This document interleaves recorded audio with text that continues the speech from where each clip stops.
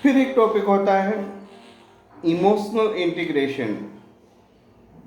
तो ये भी जरूरी है, भावात्मक एकता।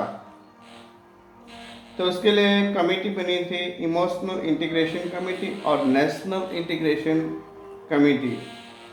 ये दो बातें हम साथ में ले सकते हैं। और उसके लिए शिक्षा के उद्देश्य क्या हो सकते हैं, तो देश के विभिन्न पहलुओं द्वारा ज्ञान कराए उसको, देश के जो भी विभिन्न पहलू हैं उसको बच्चों को पढ़ाया जाना चाहिए। स्वतंत्रता के संबंधित बातों से विशेष रूप से परिचित कराना चाहिए। फिर सभी जातियों, संप्रदायों और राष्ट्रों में अधिक मेल उत्पन्न करने वाली जो भी बातें होती हैं उसको वो भी दी जानी चाहिए। इसके लिए हम शैक्षिक कार्यक्रमों का भी आयोजन कर सकते हैं। पाठ्य पुस्तकों की जांच करनी चाहिए। सांप्रदायिक खतरों के बारे में लोगों को शिक्षा देनी चाहिए। जनसंपर्क आंदोलन प्रारंभ करने चाहिए। राष्ट्रीय एकता से संबंधित अध्ययन, गोष्ठियों और नाटकों का आयोजन करना चाहिए। अभी तो वेबिनार भी कर सकते हैं। राष्ट्रीय एकता के भावना को प्रबल बनाने के लिए फिल्मों, समाचार पत्रों, रेडियो, इसका माध्यम का उपयोग करके भी, टेक्निकल जो भी इंस्ट्रूमेंट्स है उसका भी उपयोग करके हम राष्ट्रीय एकता के लिए कुछ न कुछ प्रदान कर सकते हैं। विभक्त और विघटित करने वाली प्रवृत्तियों का विरोध करना चाहिए।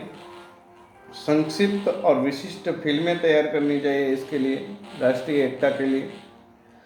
सरकारी नौकरियां धार्मिक, प्रांतीय और सांप्रदायिक आधारों पर न देनी चाहिए, तो ये भी एक दूषण है हमारे लिए। फिर अखिल भारतीय दृष्टिकोण को विशेष रूप से ध्यान में रखना चाहिए। शिक्षा आयोग 1964 to 66 शिक्षा प्रणाली का एक महत्वपूर्ण लक्ष्य सामाजिक तथा राष्ट्रीय एकीकरण उन्होंने निर्धारित किया था। उसके आधार पर उन्होंने बताई 3 बातें: समान स्कूल प्रणाली, सामाजिक तथा राष्ट्रीय सेवा, भाषा नीति। फिर हम देखें तो माध्यमिक शिक्षा आयोग ने देश प्रेम के संबंध में कुछ बातें बताई हैं, वो मैं यहाँ पढ़कर सुनाता हूँ।